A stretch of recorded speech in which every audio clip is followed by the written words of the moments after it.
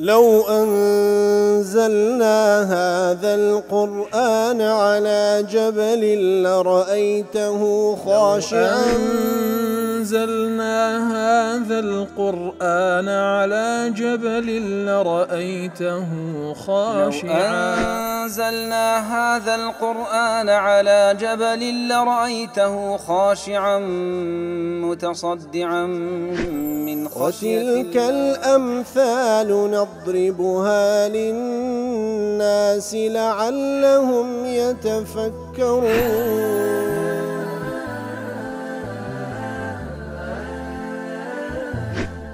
الحمد لله والصلاة والسلام على رسول الله وعلى آله وصحبه ومن والاه. السلام عليكم ورحمة الله. برزان خوش حارم لواني 812 لوانكاني تفسير القرآن بيروز بيم وخزمتان ومن بس رزامندي رب العالمين وهي وادان مئوي آزي السودي لور بقرن. أعوذ بالله من الشيطان الرجيم. بسم الله الرحمن الرحيم. وجاوزنا ببني إسرائيل البحر فأتوا على قوم يعكفون على أصنام لهم قالوا يا موسى اجعل لنا إلها كما لهم آلهة قال إنكم قوم تجهلون. بەڵێ خۆشەویستان لە دوای ئەوەی کە رب العالمین وەکو معجزەیەک لە پێش چاوی بەنی ئیسرائیل موسای و لە پێش چاوی بەنی ئیسرائیل و لە پێش چاوی موسا عەلەیهی سەڵات وەسەلام فرعون و جەیشەکەی لە ناو بەحردا غەرق کرد و هەروەها ئەو بەحرە کە وەکو ڕێگایەک لە بۆ بەنی ئیسرائیل بووەوە و ئیتر ئەوان لی پەڕینەوە لە دوای ئەوان کەوا فرعون غەرق بوو لە پێش چاوی خۆیان ئەو هەموو معجزاتیان دیت. اینجا موسا عەلەیهی سەڵات وەسەلام لەگەڵ بەنی ئیسرائیل دەڕوا بەرەو بەیت المەقدیس. خوای گەورە سوبحانەهو وتەعالا لەو ئاتەدا دەفەرمی وەکو با بڵێن قۆناغێکی نوێ لە ژیانی بەنی ئیسرائیل لە دوای فرعون لە خزمەت موسا عەلەیهی سەڵات وەسەلام کوو بەسەر دەبن. دەفەرمی وەجاوەزنا بەنی ئیسرائیل البەحر واتە بەنی ئیسرائیلمان پەڕاندەوە لە بەحرەکە. فأتوا على قوم بقيادي موسى عليه الصلاة والسلام بلاي قوم يقدر رويشتن أو قوم يعكفون على أصنام لهم أو قوم اعتكافيان كردية لا يتن صنم وبتيشيان كهي دي برستن. قالوا يا موسى بني إسرائيل قلت يعني يا موسى اجعل لنا إلها كما لهم آلهة. هل وكوان تن برسلاويشان هي دي ايمش پەرستراوێکمان هەبی بتو سەنەمێک هەبی ڕەمزێک بی لە بۆ پەرستراوەکەی ئێمە هەروەکو ئەوان چەندین پەرستراویان هەیە. موسا پێیان دەفەرمی قال إنكم قوم تجهلون گۆ کەسانێکن بەڕاستی جاهیل و نەزانن بەرامبەر بە حەقەتی ئولوهیەت. بەڵێ وەکو لە تەفسیری با بڵێ مەعارج دەفەرمی وەجاوزنا بەنی ئیسرائیل البەحر دەفەرمی جاوزنا لمجاوزي هاتية دلي وكو دلين جزت الطريق وجاوزته إذا سلكته ومشيت فيه حتى انتهيت منه وابتعدت عن آخر جزء منه. كوات كدلي تجاوزي فلان اشتم كر تجاوزي فلان ريقام كر واتا أو ريقات قرتبر حتى كوتا يكشت بتواتي لي جيابو يوا بتواتيش لي جيابو كواتا خواهي قلت وجاوزنا بني إسرائيل البحر واتا أو بحراش كشخ كرا ورقاشان لوبوا خواي قوري وايكر سبحانه وتعالى كوا بني إسرائيل لو بحري بفرنو تجاوز بكن لي. بلا أي الذي وكل قاسمي دلي أي الذي أغرق فيه أعداؤهم أو بحري كوا دجمنان بني إسرائيل تيدا غرقبون فرعون تيدا غرقبون جنديكاين تيدا غرقبون. وجاوزنا ببني إسرائيل البحر باءكش لبو مصاحبة وكل معارج دلي وكل معارج دلي يحدث الله جل جلاله عن نفسه بضمير المتكلم العظيم. خواهي قلت وجاوزنا وصف لخوي دكا إيما وما كركوا تجاوز بحركي بكين كو وصف خوي دكا بضمير المتكلم العظيم صيغة جمع بكارنا كلبو تعظيمة فعلا هل أخواج دو وشيتوا. فبين لنا أنه كان مصاحبا بني إسرائيل كواتا وجاوزنا ببني إسرائيل البحر باكلب مصاحبة كواتا إيما بني إسرائيل مام براندوا باتسي بارينوا چی مصاحبەی وانی کرد قدرەتی خوای گەورە سوبحانەهو وتعالە بەدەسەڵاتی خوای گەورە سوبحانەهو وتعالە ئەوان پەڕینەوە و ئەوانمان پەڕاندەوە حين أمرهم بعبور البحر كاتك وأخوي جورا فرمان كر بفرنا لو بحر حتى جعلهم يجتازون مكان الفلق من البحر يتر وايلي كردن أو تواناي بي بخشين وهروها أو صفتي بو أو بخشك وآوكا ريقاش لنا بوا أو ريقاش وشك بوا يابسا وكل سورة طه هذا فرمي ريقاش وشك لنا أو بحر الويان بوا تجاوز يانكر بالرحمة وبفضل وبقدرة أخوي جورا ويصلون إلى البر جيشتنا وشكاني بعيدا عن ساحل البحر جيشتنا وشكاني دور للواري أو بحره بعظمتي خواي جورا واي كركوا بو معززة لو بحر دا بفرنوا أسند الله عز وجل إلى نفسه المجاوزة مصاحبا معه بني إسرائيل بقيادة موسى عليه السلام كوا تخواي يقول إيما وما كركوا بني إسرائيل من براند وبقيادي موسى عليه الصلاة والسلام لنا وبحرك والمراد أنه كان يجتاز معهم بعنايته ومعونته وحفظه لهم كواتما بستيدا كخوي إيما أوان ما براندوا واتا لقل برينا وكيان كإيما أو صفة ما بو بحري بخشي كواوايلي بي بفرماني خواي قوروك معجزيك يتلجير تساوديري خواي قورا بيارمتي خواي قورا بحفظ باراستني خواي قورا لقل همو شقاوك أوان ديان هاويشت حتى وكلي برينوا وسرنا بالعناية والحفظ والمعونة مصاحبين بني إسرائيل الطريق كوهتا بحفظ بعناية بساوديري خومان مصاحبة بني إسرائيل ماكر حتى وكو لو بحري برينوا بسلامتي جيشنا أولاي بحرو لليواري بحر جدور كوتنوا يتدفن وهذا التعبير البديع دل على أن الله عز وجل منح بني إسرائيل بقيادة موسى وزير هارون عليه السلام حين عبور الطرف في البحر شرف المعية الربانية لهم معتنيا بهم وحافظا ومعينا لهم كواتب راستيوا شرفيك خواي قور بني إسرائيل بخشي بقيادي موسى عليه الصلاة والسلام كوايار متي دركشي هارون عليهم الصلاة والسلام خواي قور الشرف معيتي بيان بخشي كواتا وكو دفرم إنني معكما أسمع وأرى وكو بموسى وبهارون دفرم كاتك وداني لولا فرعون لسرت هذا أو الشرف معيته خواي قول ليردا بموسى بهارون وبو بني إسرائيل كالقلي دانا شرف معيته لقلبون يان بيدا بخشي كوا بحفظ رعايته بتساوديري خوي بيرانديانيو لو بحري فأتوا كاتك وبرينو لو بحركي أتوا أي مروا بلا شيء دارويشتن على قوم يعكفون بهرد قراءاتي يعكفون اعتكاف يعني كردي على أصنام لهم أي يواظبون وكل قاسم دلي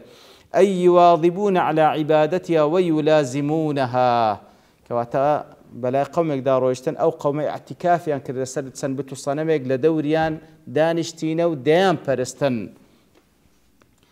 بل وزاو كل معارج دلي وعقب أن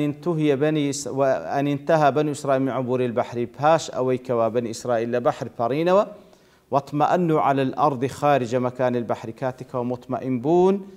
لسروي زوي لدواء ولا بحر كذا نزات ينبو وفرحوا بأن الله أنجاهم وأهلك عدوهم ضليان خوش بو كخواي قول أوائل نزات دا ودجمنكاني لناوبرد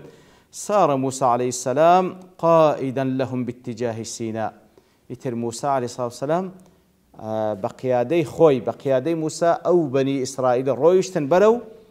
اتجاه سيناء رويشتن فلم يبعدوا كثيرا في سيرهم زور دون كوتبونوا إذ أتوا على قوم يعكفون على أصنام لهم بلا قوم يقدر رويشتن كوا اعتكافيان كردبو للاي تن صنميكيان اعتكافيان كردبو للاي تن صنميك بتو صنمك كوا ديان برستن يعكفون أي يلازمون ملازمة المقيم الذي أعطى كل نفسه وحواسه لما هو عاكف عليه كواتم يعكفون لاعتكاف وهاتي واتكسي كوا اعتكاف كملازمة زيقاك بدلو درون جستلوين دريبي أو بيقوت لي اعتكاف لمزقوت أو كسا دابري لها مشتك توا بدلو درون بجستا يقلابي تولو عبادة كني خواي قبل أواناش أو قوما اعتكافيان كرب لابي تصنع مكاني خوان أزوكد وهذا العكوف بسكون وملازمة وصمت وتوجه قلبي ونفسي وحسي. إتر اعتكاف أو كاتا اعتكاف كاتك وبتواتي زور بآرامي ببيدنجي بتوجه قلبي توجه بك لبو أو برسلاك هذه برستي وقت ما مسلمان كاعتكاف ذاك أنا مزجود بوشوا ببيدنجي بآرامي اعتكاف ذاك دلو درون وجستي هموي روي لأخوايا سبحانه وتعالى. إترى قوما يعكفون على أصنام لهم أي على أصنام ذات صفات خاصة أوان اعتكاف يعني كربو للاي بتسنبتو الصنمي كوا سن صفة إشي ديار كراوي وتايبتي أنهبو فهي لهم يؤمنون بنفع العكوف عليها كاتك أو قوما أو بتو الصنمان دا برستن يتري اعتكاف يعني كربو بتو الصنم كانيان إيمانيان وايا قناعتيان وايا كوا سود لو اعتكاف يدبينا سواء أشاركهم في الإيمان بها غيرهم أم كانوا منفردين في عبادها كواتك على أصنام لهم أو بتصنمانا كوان بخوايان ديزاين لا اعتكاف كله وزدليتن أو آية أو بتصنم تايبت بن بو قومة ديان برستن ياخذ خلشي ديكش ديان برستن مهم أوان اعتكاف يعني كربلاي أو بتصنمانا. قيل كان هؤلاء القوم من الكنعانيين هلا معارج دلي قلت لا كوا أو قوم تشيبون كسانيك بون لكنعانية كان وكانت أصنامهم على صور البقر أو بتصنمانش لسر شوي تيل بوديان برستن. قتادة دلي هم لخم وجذام كواتا أواش دو قبيلة لخم جذام بوينا. وروي عن ابن جريج قال تماثيل بقر من نحاس. ابن جريج دلي عندك تمثال بون لسر شوي تيل بو لنحاس لقرقشم لنحاس دروس كرابون والله أعلم. فاستثار عكوف هؤلاء القوم على أصنام لهم إعجاب جمهور بني إسرائيل. إتر كاتك وادي كان أو قومه واعتكافيا كاللي بتو صنم مكانيان سبحان الله بني إسرائيل ياخذ جمهوري أو قومي كوالي قلب موسى بن عليه الصلاة والسلام زورينيان إثاربون يعني والحاصل أولا أبدليان زولا كلو أوانيش داواشتيش وانا كان لو يدل أو كاتقوتيان قالوا يا موسى اجعل لنا إلها كما لهم آلهة أي اجعل لنا معبودا واحدا نعكف عليه كما لهؤلاء القوم آلهة متعددة يعكفون عليها عابدين لها. أوانا أو قومة سندين برستراويان هي اعتكافيان كدي أمش يك برستراو هيكلشي يك برستراو معلوبك تو أمش اعتكافي بكين للاي. تصور أصحاب هذه المقالة من بني إسرائيل أن هؤلاء القوم لما كانوا يؤمنون بأرباب متعددين طريق أوانيك وأقصيان كير لقل موسى عليه الصلاة والسلام تصوريان وابو أو قوما كاتك وإيمانيا بتسندين پروردگاره اتخذوا لهم صور من الأصنام متعددة يعبدونها. لوي أو قوم تسندين صنميان دان لوي بتصوري وان تسندين پروردگاره كواتا أي معبودات يعبدونها باعتبارها رموزا لأرباب وأنا هر يقل وأنا رمز كلبو يقل پروردگاره كان يعني. ولما كان رب موسى وهارون وبني إسرائيل ربا واحدا وكاتك وبني إسرائيل قناعتي وكوا پروردگار موسى وهارون وبني إسرائيل يك پروردگار الله فليتخذ موسى له رمزا ماديا من الحجارة وغيرها ليكون لهم إلها. تبقى موسى عليه الصلاة والسلام أويش بيكريك دروز بكا أو زال بارد لهرشتك رمز بي لبو أو الله كوان دي برس والعياذ بالله. أي معبودا يعبدونه وهم يشاهدونه بأعينهم معبودك بي بتساي خوان بي بينن أو زي بي برستن. وهذه أولى الحيل الشيطانية لإدخال الشرك بالله في الناس. أو يكم حيلة كوا شيطان ديكا لخلتشيلو كوا الشرك لبو خواي يقول بيدا بكن وهي اتخاذ الرموز المادية لله رب الخالق سبحانه وتعالى. بوي كوا دبي رمزك هبي تمثيلي أو خواي بكاك إيماناي بينين والعياذ بالله. أو يكم حيلة شيطانية كوا لخلتشي ديكا بوي كوا رمزك لبو برسلا كوا دي برستن. يضاف إلى هذا أن بني إسرائيل عاشوا في استعباد المصريين الوثنيين لهم زمنا طويلا. زوكل معارج دلي بني إسرائيل تندين صال لجير دستي مصري كان وكو كويلة دسوسانوا ولعل عبادة الأوثان صارت مألوفة لهم وغير مستنكرة. يتر لوانية پەرستنی بتوسەنەم لای ئەوان شتێکی غەریب نەبی، پێی ئاشنا بوون.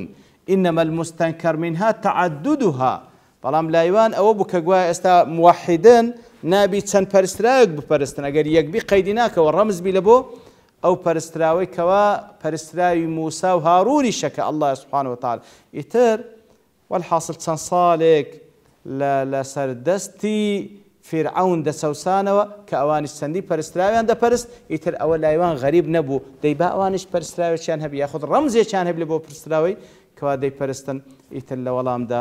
موسى عليه الصلاة والسلام بيان قال إنكم قوم تجهلون، براسي أنجو كسانكن